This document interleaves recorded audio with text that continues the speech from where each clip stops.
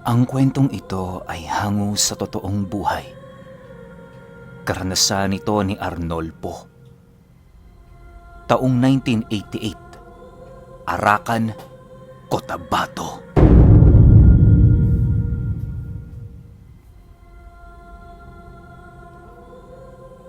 Itong mga panahong ito, kabilang sa mga pamilya ng elitista ang angka ni Arnolpo. Buong buhay niya, hindi pa siya nakatikim ng kahit na anong paghihirap, gawa ng lahat ng kanyang mga pangangailangan, madali niyang nakukuha. Dahil sa pagiging makapangyarihan nilang mag-anak, kung kaya't wala silang paniniwala sa mga bagay na espiritual, maging sa mga nilalang na hindi nakikita. Para sa kanila, umiikot ang buhay ng bawat individual sa mga material na bagay. Ika nga noon ni Arnolpo, kapag wala kang salapi, basura ka. Bagaman ganon ang kanyang pag-iisip, merong mga bayarang mangkukulam at mambabarang ang kanyang mga magulang. Ginagamit nila ito nang sa gayoy kapag malagay sa alanganin ng kanilang pamilya, nakahanda silang gumante. Sa lahat na yata ng aspeto ay may pantapat sila, mapanatili lamang ang kapangyarihan at kayamanan ng kanilang angkan. Sa paglipas ng panahong nananatili sila sa tuktok ng lipunan, marami na silang napatumba. Karamihan sa mga ito ay dayo at mga negosyanteng hindi sumasang-ayon sa nais nila. Alam nyo ba, na sa edad na 15 taong gulang nitong si Arnolpo, nakapatay na siya ng tao. Inudyukan siya noon ng kanyang amang gawin ng bagay na yon, sa paniniwalang yon ang magpapalakas sa kanyang malamyang pag-iisip. Dahil sa maaga pa siyang namulat sa karahasan, kung kaya't hindi maipagkakaila ang paglaki niyang balasubas at halang ang kaluluwa. Nang magkapamilya itong si Arnolpo, hindi makasagot ang kanyang asawa sa kanya, dahil kahit pagtitig lang ang gawin ito, walang awa niya yung sinasaktan. Ang kanyang mga anak naman, naroon sa pangangalaga ng kanyang mga magulang, kung kaya't hindi nito nakikita ang kanyang ginagawa sa ina nitong animoy isa ng alipin. Kahit ganoon ang pag-uugali ni Arnolpo, mabuti naman ito sa ibang bagay. Kapag humihingi kasi ang kanyang asawa sa kanya, hinding-hindi niya yon pinagdadamutan. Para kay Arnolpo, ang pera madaling mahanap, subalit ang kasiyahan ng kanyang pamilya minsan lang niyang makita. Sa loob ng ilang dekadang paghahari nila sa Arakan, meron siyang naging katuwang sa lahat ng oras. Ang taong yon ang kanyang nagsisilbing alalay at halos ang tanging nakakaalam ng lahat ng mga kaganapan sa buhay niya.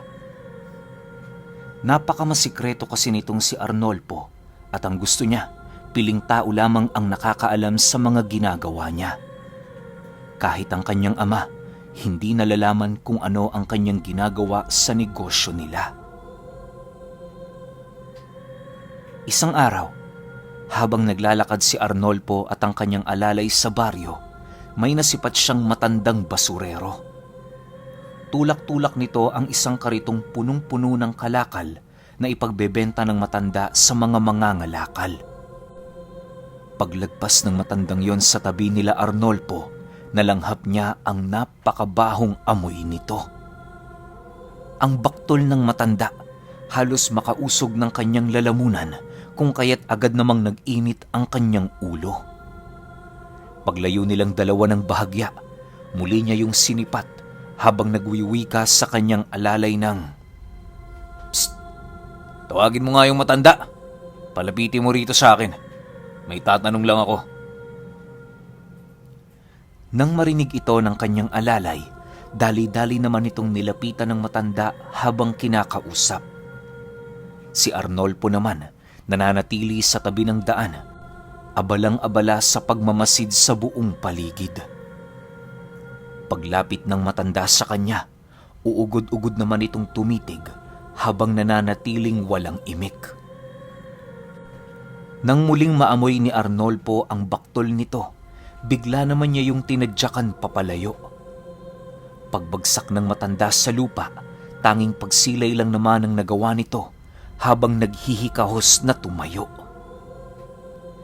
Ilang beses na akong umiikot-ikot dito. Ngayon lang kita nakita. Sabihin mo nga, tanda, anong masamang hangin na nag-udyok sa yung pumunta rito? Hindi mo ba nabalitaan sa mga kapwa mo basurero na ayaw namin dito ng mga katulad mong ubod ng baho? Nakakasira kayo ng araw. Sa susunod kapag nakita pa kita rito, hindi lang yan ang aabutin mo. Babala ni Arnolpo. Nang marinig ito ng matanda, dahan-dahan naman yung tumayo habang ngumingisi. Pagharap nito sa kanya, masaya itong sumagot ng, "Ano ang gagawin mo? Papatayin mo ako?" "Galing na ako doon." Matapos nitong sumagot, agad naman yung naglakad papalayo habang patuloy ang pagtawa. Dahil sa ginawa ng matanda, mariin naman niyang inilahad sa kanyang alalay na ipapapatay niya ang taong yun sa mga tauhan ng kanyang ama. Kahit sinasabihan siya ng kanyang alalay na hayaan na lamang ang matanda, hindi ito naging sapat para mapawi ang galit ni Arnolpo sa taong nang insulto sa kanya. Sa pagbalik nila sa kanilang tahanan, dali-dali naman niyang kinausap ang kanyang ama. Kasalukuyan itong nakikipagpulong sa mga matatanda nitong tauhan kung kaya't naging saksi ito sa lahat ng bagay na kanyang inilahad. Habang nakikipag-usap doon si Arnolpo, napansin ng kanyang alalay ang kakaibang presensya sa buong paligid. Animoy kahit kilala na niya ang tauhan ng ama nito, may kung anong bagay ang bumabagabag sa kanyang isipan. Hindi naman niya yun matukoy kung ano, sapagkat kung titingnan ordinaryo lamang ang lahat ng mga nangyayari. Ilang minuto pa ang lumipas, bigla namang lumapit kay Arnolpo ang isang matandang may daladalang itim na ahas habang patuloy siya nitong pinagmamasdan. Nagpaikot yun sa kanyang kinaroroonan ng 3 beses bago yun mag-uwi ka ng, "Ano ba ang gusto ng kagalang-galang naming pinuno na gawin sa matandang yon? Sabihin nyo lang, bukas na bukas din ihaharap namin sa iyo ang kanyang naaagnas na ulo." Dahil sa sinabi nito, mariin naman yung tinandaan ni Arnolpo. Bago makalayo sa kanya ang matanda, seryoso naman siyang sumagot sa sinabi nito ng, "Kapag hindi mo yan nagawa, ikaw ang pupugutan ko. Huwag kang magbigkas ng mga kataga sa harapan ko kung hindi mo ito kayang patunayan." Nang marinig naman yon ng matanda, tumawa lang naman ito habang dahan-dahang lumalayo sa kanya. Matapos ang kanilang pag-uusap, ibinilin ng kanyang ama na wala na siyang dapat ipag-alala. Ipapahanap niya ang matandang yon upang mabigyan ng leksyon. Kahit papaano kampante naman ito dahil sa paniniwala nitong hindi pinagtutuunan ng komunidad ang mga taong ubod ng hirap. Kapag namatay ang mga ito, basta-basta na lamang nila yung ililibing at kakalimutan.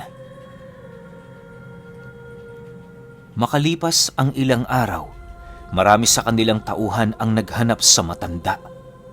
Halos naikot na nito ang kabuuan ng kanilang baryo, subalit hindi na nila yon nagawa pang masilayan.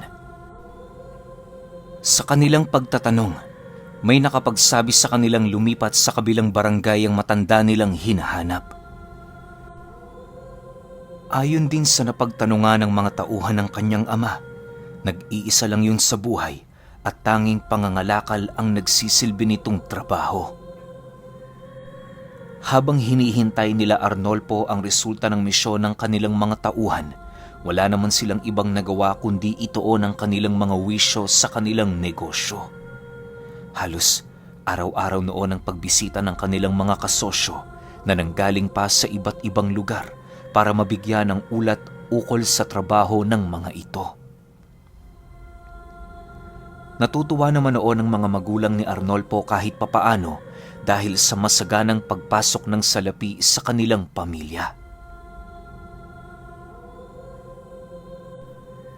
Isang linggo bago sumapit ang Semana Santa, bumalik ang kanyang mga tauhang inutusan para maghanap sa matanda. Pagpasok ng mga ito sa kanilang tahanan, kitang-kita ni Arnolfo ang matinding kabiguan sa pagmumuka ng mga ito. Dahil sa sitwasyong yon, agad naman niyang tinawag ang kanyang ama nang sa gayoy magawa nitong malaman ang mga nangyayari. Paglapit ng ama niya sa kinaroroonan ng kanilang mga tauhan, paisa-isa naman niya yung pinagmasdan habang nananatiling walang imik. Ilang minuto pa ang lumipas, kalmado naman itong tinanong ang mga panauhin ukol sa mga nangyari. Bakit parang binagsakan kayo ng langit at lupa sa mga pagmumukha ninyo? Meron bang naganap na hindi ayon sa plano? Seryosong tanong ng kanyang ama. Nang marinig naman ito ng matandang pinuno sa pangkat ng naghahanap, nanginginig naman yung humarap sa ama ni Arnolfo habang nababahalang sumasagot ng, May mga bagay ho kaming hindi inaasahan. Ang matandang yon, isang demonyo. Dahil sa sinabi nito, bigla namang natahimik ang buong paligid. Maging ang alalay noon ni Arnolfo ay hindi nakapagsalita dahil sa mga katagang inilahad ng matanda. Ilang ulit pa yung kinausap ng kanyang ama pero ganon at ganon pa rin ang naging sagot nito. Matapos ang kanilang pag-uusap, mariin namang tinanong ni Arnolfo kung ano ang kanilang nararapat na gawin para patayin ng matandang yon. Sa tono kasi ng pagsasalita ng kanilang mga tauhan, aminado silang hindi yon nagsisinungaling. Sa pagpapatuloy ng kanilang pag-uusap, doon nila napag-alaman na mayroong palang bahid ng dugo ng aswang ang matandang labis na kinagagalitan ni Arnolfo. Hindi lang bastang aswang ang matandang yon, bagkus ay isa yung nalasong dibino na kilala sa tawag na guhom. Para sa mga hindi nakakaalam, ang mga guhom ay ang mga aswang na dating manggagamot. Karamihan sa mga guhom, dibinong manggagamot. Sa katunayan, walang nakakaalam kung papaano nalason ang pag-iisip ng mga ito at kung bakit sila napasahan ng dugo ng isang aswang. Ayon sa mga matatandang albularyo, panahon pa ng mga Espanyol nang lumitaw ang mga guhom.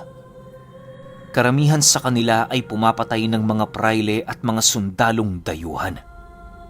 Sa panig ng kaliwa, kilala ang mga ito bilang namumuno kahit wala silang mga hukbo. Dagdag pa ng mga albularyo, isang katakatakot na sumpa para sa kanila ang maging isang guhom. Naniniwala kasi sila na kapag malason ang kanilang isipan ng mga aral sa kaliwa, kailan may hindi na sila makakapasok sa langit.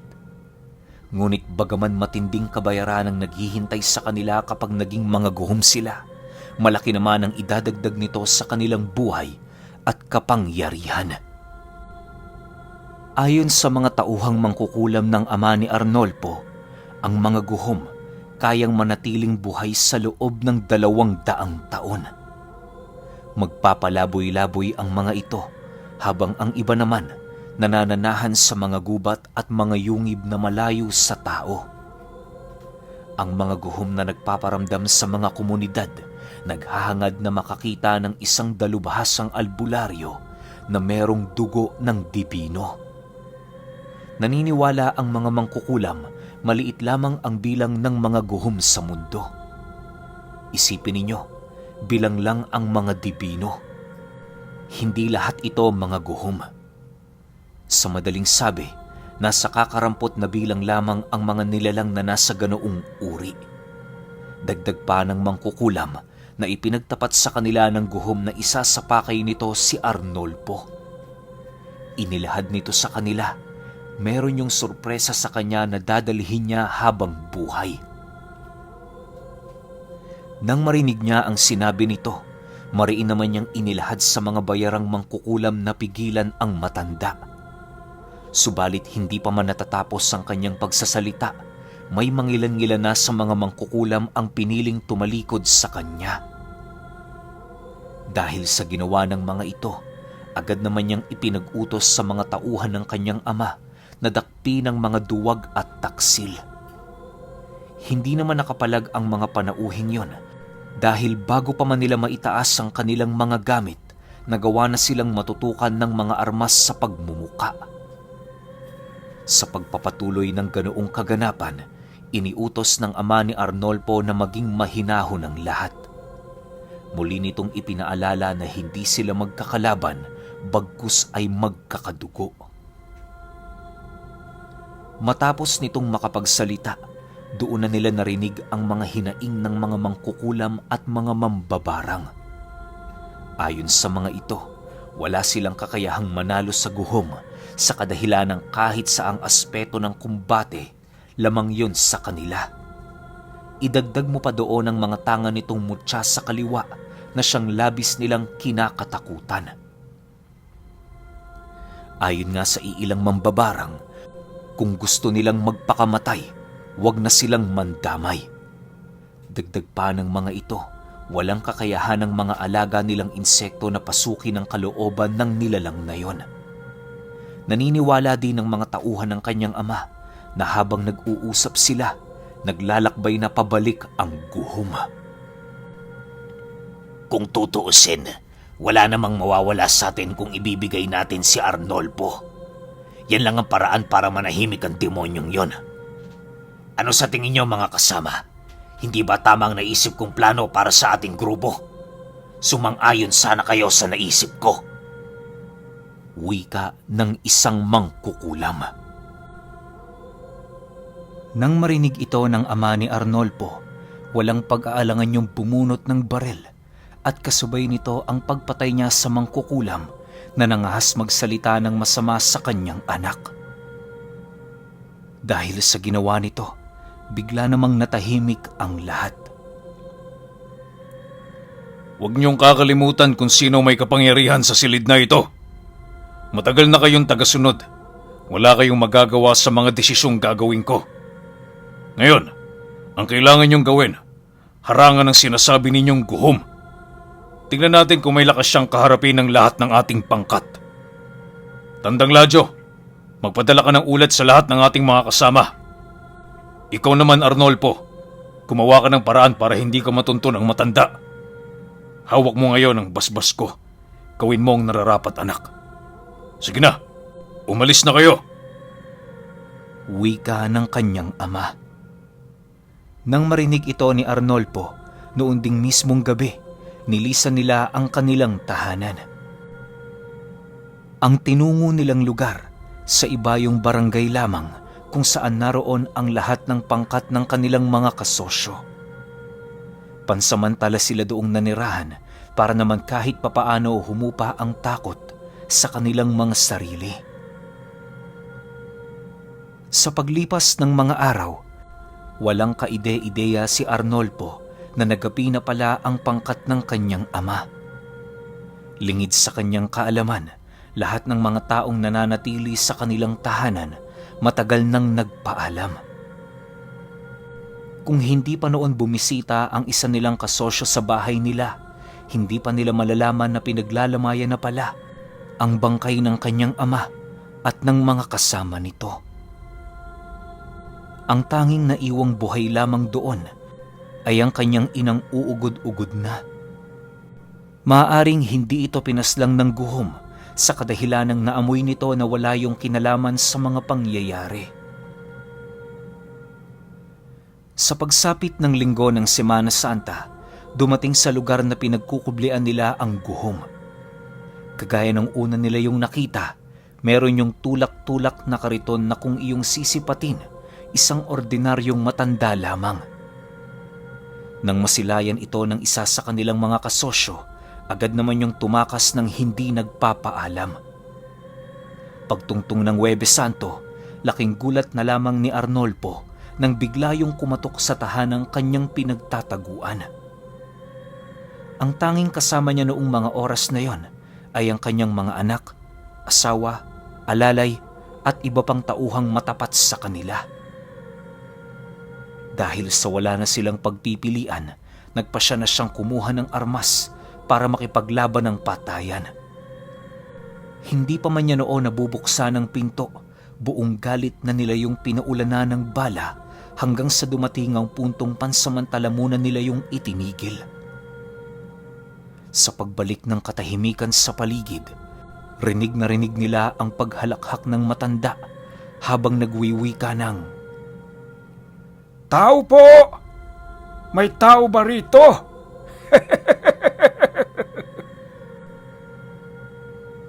Matapos nitong makapagsalita, dahan-dahan na nitong binuksan ang pinto na para bang walang nangyari. Pagsilay nila Arnolpo sa matandang yon, bumungad sa kanila ang nangingitim nitong mga mata at animoy ng hihigop na bunganga. Ang kanyang alalay noon, halos mawalan na ng wisyo dahil sa takot na pilit na nangingibabaw sa buo nitong katawan. Ilang ulit na din siyang sinabihan noon ni Arnolpo na kumuha ng armas at makipaglaban pero hindi niya yun ginawa. Habang umiikot ang paningin ng matanda, ang tanging ginawa ng kanyang alalay, lumuhod at magdasal. Si Arnolpo naman noon, halos manginig na sa takot dahil hindi na niya magawang malaman ang mga bagay na kanyang gagawin. Ilang minuto pa ang lumipas, bigla namang ibinuka ng matanda ang napakalapad nitong balabal na nakapulupot sa kanyang katawan na animoy nagsisilbing mga pakpak. Paglapat ng balabal na yon sa pamilya at mga tauhan ni Arnolpo, bigla namang nagsibagsakan ang mga ito sa sahig na wala ng buhay. Ang kanyang alalay naman, nakapagtatakang nananatiling nakaluhod na para bang wala doong nangyaring kakaiba sa kabila ng paglapat sa balat niya ng balabal.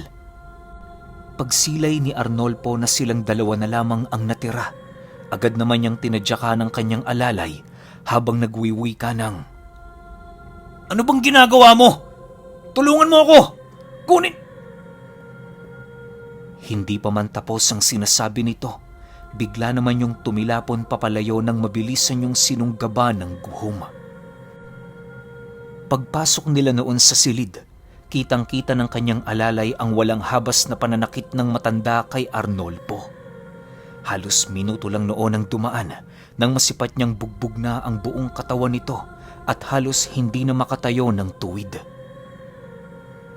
Dahil sa mga bagay na kanyang nasilayan, pinilit niya pa noong itayo ang kanyang sarili, subalit sa hindi maipaliwanag na dahilan, hindi niya yon nagagawa. Kahit paghiwalayin noon ang kanyang mga palad, nakakapagtakang wala siyang kakayahan upang yon ay maisakatuparan. Maya-maya pa, bigla naman niyang nasipat si Arnolpo na bumulagta sa harapan niya at kasabay nito ang pagsilay niya sa matanda na halos nasa kaanyuan na ng isang demonyo. Nangingitim ang mga mata nito at meron yung matatalas na pangil na animoy gawa sa uling. Nagbabaga din ang mga kuko nito na halos yon ang lumapnos sa balat ni Arnolpo. Paglapit ng matanda kay Arnolpo, dahan-dahan naman niya yung iniangat habang nananatiling tahimik. Pagsilay niya sa alalay nitong nananatiling nakaluhod, unti-unti naman niyang inilapit ang pagmumukha niya rito habang seryosong nagwiwika ng, Dapat lamang na huwag mong ihiwalay ang iyong mga kamay. Pag naghiwalay ang mga palad mo, dadanasin mo rin kung anong dinanas ng pinuno mo. Manood ka lang dyan. Ikaw ang magiging saksi kung ano ang gagawin ko sa tampalasang taong ito. Nang marinig ito ng alalay ni Arnolpo, halos manuot naman sa kaibuturan ng puso nito ang matinding takot. Matapos siyang maipagbigay alam ng matanda, hindi niya na sinubukan pang paghiwalayin ang kanyang mga palad. Sa pagpapatuloy ng kanyang pagmamasid, saksing buhay siya kung papaano binigyan ng sumpa ang kanyang amo. Ipinadaan yon ng guhom sa kanyang nagbabagang kuko, kung saan meron yung ipinainom kay Arnolpo na isang uri ng dagta na kulay pula. Pagkalunok nito ng kanyang amo, biglang bumata ang guhom at kasabay nito ang mabilisang pagtanda ni Arnolpo. Pagsilay ng nilalang na naisakatuparan na niya ang kanyang mga plano, meron siyang bagay na ibinulong kay Arnolpo na siyang naging sanhi para tumayo ito at umpisahang itulak ang karito ng matanda. Pagkaalis ni Arnolpo sa lugar, sinunog ng guhom ang lahat ng bangkay na nagkalat sa buong paligid. Halos 2 araw ding nanatili ang kanyang alalay sa loob ng bahay na yon hanggang sa dumating ang puntong magkaroon na yon ng lakas para tumakas. Alam niyo ba, paglabas ng alalay ni Arnolpo sa bahay, may lumapit sa kanyang mga tao na nagsasabing mukhang nagbago na ang pag-uugali ni Arnolpo. Nasipat kasi nila yun noong mga nakaraang araw na panay na ang pag-abot ng pera nito sa mga taong nakapaligid sa kanya. Nang marinig naman niya ang sinabi nito, pinili na lang niyang magsawalang imik sa kanyang mga narinig. Makalipas ang 5 taon, nakita ng dating alalay ni Arnolpo ang kanyang pinagsisilbihan na patuloy pa rin ang pagtulak ng kalakal. Nang magkaroon siya ng pagkakataong kausapin ito, agad naman niya yung nilapitan.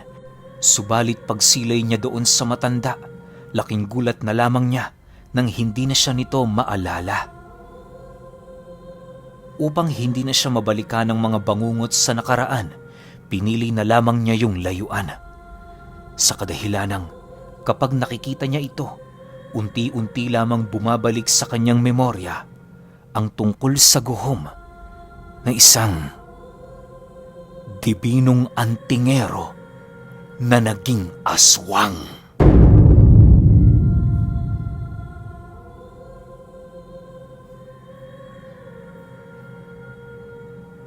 Okay, opinion ko sa kwento. First time ko lang marinig yung tungkol dito sa guhom. Tapos nabanggit sa kwento na panahon pa ng mga Espanyol umiiral na yung ganitong lahi. Pero sobra silang bihira. Ba't sila naging bihira? Kasi kahit sino naman natin, di ba? Kahit sino naman sa atin, hindi ini-expect na magiging aswang yung dibinong antingero. Kasi dibino nga eh.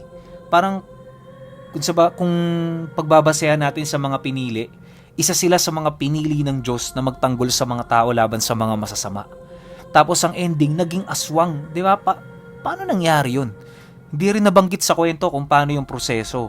Parang walang makapag-explain, walang makapagsabi kung paano sila naging ganun. Hindi rin naman siguro na kwento to ng guhom sa kung kanino lang. Malamang sikreto to ng angka nila eh. Ano to? Dibino na gusto pang palakasin yung kakayahan niya. Alam ko may mga ganun na akong kwento eh. Pero antingero o albularyo pa lang yun. O ermitanyo. Wala pa sa stage ng pagiging dibino. Pag sinabi kasing dibino, kapag kunyari hawakan mo lang yung mutya, mabubuhay na yun dahil sa'yo eh. Ganun katindi yung mga tanga nitong dibino eh. Para nga sila mga chosen one. Kaso nga lang magiging aswang. Paano kaya nangyari yun? Kasi di ba nga, pag dibino ka, yung mga bertud ng aswang papalapit pa lang sa'yo, nasusunog na yun eh. Tapos naging aswang. Medyo napapataka lang ako sa kwento, napapaisip lang ako sa kwento na to kung paano nangyari yung ganung proseso. Kayo ba? Meron ba kayong ideya kung paano nangyayari yung ganun? Comment nyo lang sa baba. Yun lang. Hanggang sa susunod na kwento. Salamat.